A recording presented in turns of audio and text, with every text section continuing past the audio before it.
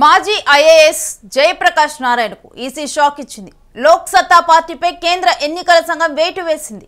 తెలంగాణలో ఆ పార్టీ రిజిస్ట్రేషన్ను రద్దు చేసింది. క్రియాశీలకంగా పనిచేయకపోవడంతో ఈసీ ఈ మేరకు నిర్ణయం తీసుకుంది. లోక్ సత్తా సహా తెలుగు రాష్ట్రాల్లో 25 పార్టీలపై ఇదే విధంగా వేటు పడింది. ఏపీలో 17, తెలంగాణలో 8 పార్టీలను తొలగించింది. గత 2 నెలల్లో మొత్తం 808 పార్టీల గుర్తింపు రద్దు అయింది. దేశవ్యాప్తంగా 474 రాజకీయ పార్టీల రిజిస్ట్రేషన్ను రద్దు చేసింది. ఈ మేరకు ఈసీ కూడా ఒక కీలక నిర్ణయం తీసుకుంది. ఒకప్పుడు తెలుగు రాష్ట్రాల రాజకీయాల్లో కీలక పాత్ర పోషించిన మాజీ ఐఏఎస్ అధికారి, మాజీ ఎమ్మెల్యే జయప్రకాష్ నారాయణ స్థాపించిన లోక్ సత్తా పార్టీపై కేంద్ర ఎన్నికల సంఘం వేటు వేసింది. ఇక తెలంగాణలో ఆ పార్టీ రిజిస్ట్రేషన్ రద్దు చేస్తూ కూడా నిర్ణయం తీసుకుంది. కేవలం ఈ పార్టీనే కాదు, క్రియాశీలకంగా లేనటువంటి కొన్ని పార్టీలను కూడా ఈ మేరకు కూడా నిర్ణయం తీసుకొని గత 2 నెలల్లో చూస్తే కనుక అనేక పార్టీలను కూడా వందల్లోనే రద్దు చేసింది. అనేక పార్టీలను కూడా ఈసీ అయితే కొన్ని నిబంధనలు పాటించలేదని గుర్తింపు లేని రాజకీయ పార్టీలపై ఈసీ చేపట్టిన ప్రచారంలో భాగంగానే ఈ చర్యలు తీసుకుంది. రాజకీయాల్లో సంస్కరణలు తీసుకురావాలనే లక్ష్యంతో జేపీ 2006లో లోక్ సత్తా పార్టీని స్థాపించారు. అయితే ఇప్పుడు ఆయన పార్టీ మీద ఈ విజిల్ గుర్తుతో ఉన్నటువంటి ఆయన పార్టీ మీద అయితే ఇప్పుడు ప్రెజెంట్ వేటు వేసింది ఈసీ. అయితే మరి ఏ పార్టీలు ఏపీ, తెలంగాణలో రద్దు చేసింది ఈసీ, వీటన్నిటికి సంబంధించి కూడా డీటెయిల్స్ మా ప్రతినిధి కిరణ్ అడిగి తెలుసుకుందాం. కిరణ్, పార్టీల వేటు మీద ఈసీ డెసిషన్ గురించి కంప్లీట్ డీటెయిల్స్ ఏంటి? రేణుశ్రీ, ఈ కేంద్ర ఎన్నికల సంఘం ఆయా రాష్ట్రాల్లో కేవలం పార్టీలు నమోదు చేసుకుని ఎన్నికల్లో పోటీ చేయకోకుండా ఉండే పార్టీల పైన ఈసీ వేటు వేసింది. దేశవ్యాప్తంగా గత 2 నెలల నుంచి దాదాపు 800కు పైగా పార్టీల రిజిస్ట్రేషన్ రద్దు చేసింది. అందులో ఆంధ్రప్రదేశ్, తెలంగాణలో ఆంధ్రాలో 17 పార్టీలు, తెలంగాణలో 8 పార్టీలు, ఓవరాల్ గా 2 తెలుగు రాష్ట్రాల్లో 25 పార్టీల గుర్తింపు రద్దు చేసింది. ఇందులో ప్రధానంగా లోక్ సత్తా అధినేత జయప్రకాష్ నారాయణ పార్టీ కూడా ఉంది. ఎందుకంటే వీరు గతంలో పార్టీని నమోదు చేశారు. 2009 ఎన్నికల్లో ఆయన కూకట్పల్లి నియోజకవర్గం నుంచి ఎమ్మెల్యేగా గెలిచారు. కానీ తర్వాత ఆయన రాజకీయ పార్టీ యాక్టివ్ గా లేదు.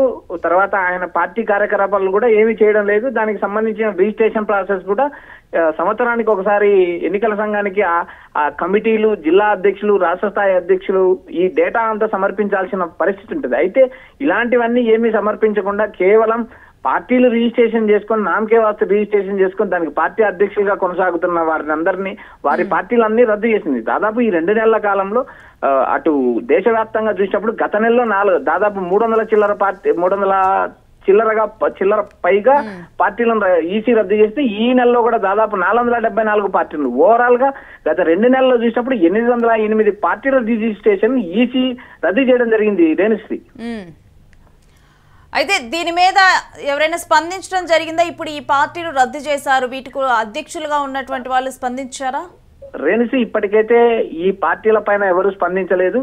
జయప్రకాష్ నారాయణ లోక్ సత్తా అధ్యక్షుడు కూడా ఆయన కూడా ఏమీ స్పందించలేదు. అయితే దీనికి సంబంధించి పార్టీలకు సంబంధించిన పునరుద్ధరించుకునే అవకాశాలు కూడా ఉంటాయి. ఎందుకంటే దానికి సంబంధించిన ఒక ప్రాసెస్ ఉంటుంది, ఒక షెడ్యూల్ ఉంటుంది. ఆ షెడ్యూల్ నిబంధనల ప్రకారం ఆయా డేటాను ఆయా డేటాను సమర్పిస్తే ఎన్నికల సంఘం మళ్ళీ యాక్సెప్ట్ చేసే అవకాశాలు ఉంటాయి. అయితే ఒకసారి రిజిస్ట్రేషన్ చేసిన పార్టీలని తిరిగి వాళ్ళు పునఃస్థాపించుకోవడానికి చాలా టైం తీసుకుంటుంది. ఎందుకంటే ఆ పార్టీ ప్రాసెస్ తర్వాత రిజిస్ట్రేషన్, ఈ ఫీజెస్ ఇవంతా ఒక క్రమ పద్ధతిలో జరగాల్సిన పరిస్థితి ఉంటది. కాబట్టి ఆయా రాష్ట్రాల్లో దేశవ్యాప్తంగా రద్దు చేసింది. అందులో మనకు 2 తెలుగు రాష్ట్రాలను చూసినప్పుడు భారతీయ చైతన్య పార్టీ, జై Samaikyandhra party, Rayalaseema Parirakshana Samiti, all India liberal party, Bharat Prajaspandana party, all India Manchi party, Bharatiya Sadharma Sansthapana party, Venukabadina Vargala Mahila Raithu party, YSR Bahujan party, great India party, Jayandhra party,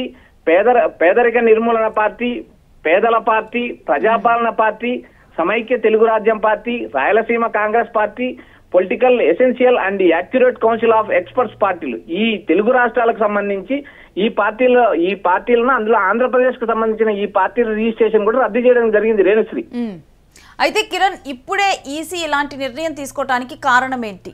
శ్రేణిశ్రీ, ఇది ఎన్నికల సంఘం తీసుకునే నిర్ణయాల్లో ప్రధానమైన అంశం ఇది. ఎందుకంటే ఆయా రాష్ట్రాల్లో ఇది ఎన్నికల సంఘము అదే పనిగా ఏదో వేరే రాజకీయ పార్టీలను టార్గెట్ చేసుకుని నిర్ణయం తీసుకునే పరిస్థితి ఉండదు. ఎందుకంటే ఒక రూల్ ప్రకారం, ఒక ప్రాసెస్ ప్రకారం ఎన్నికల సంఘం అనేది ఒక స్వతంత్ర సంస్థ. దాని ప్రకారం దాని విధులు, అధికారాలు ఇప్పుడు ఏ పార్టీలు అయితే రద్దు చేసిందో ఆ పార్టీలకి ఇప్పుడు అంటే వరుసగా కూడా ఇప్పుడు దేశవ్యాప్తంగా చూసుకుంటే ఈ 2 నెలల్లోనే 474 పార్టీలని రద్దు చేసింది. అంటే ఈసీ ఈ సంవత్సరమే ఇలాంటి నిర్ణయం తీసుకుందా? గతంలో ఎన్ని సంవత్సరాల క్రితం ఇలా రద్దు చేసే ప్రక్రియ చేసింది?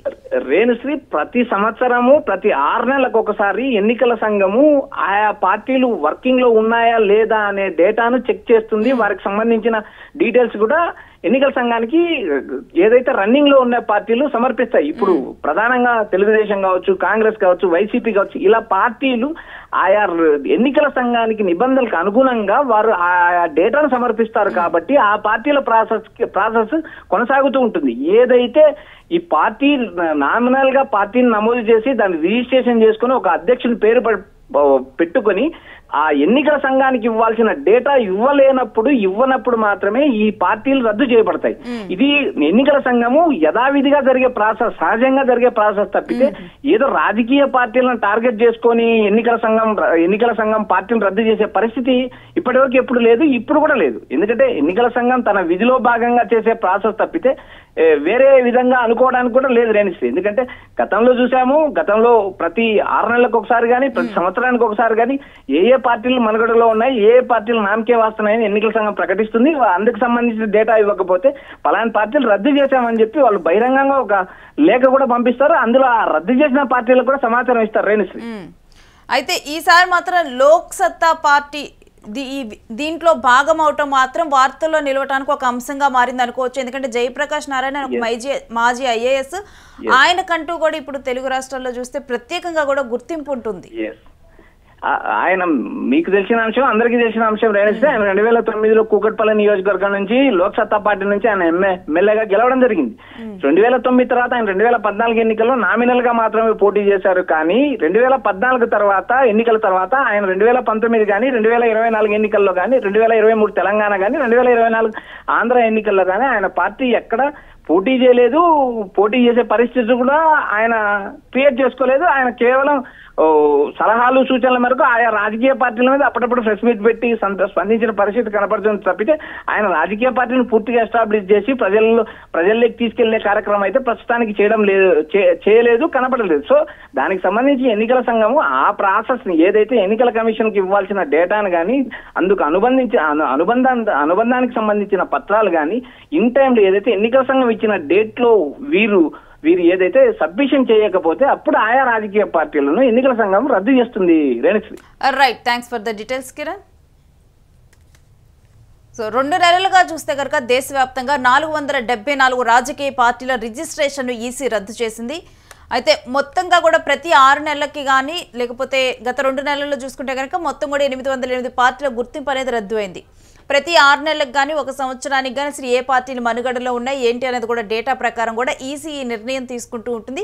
అయితే ఈసారి లోక్ సత్తా పార్టీ కూడా తన గుర్తింపు రద్దు అయినది లోక్ సత్తా పార్టీకి కూడా.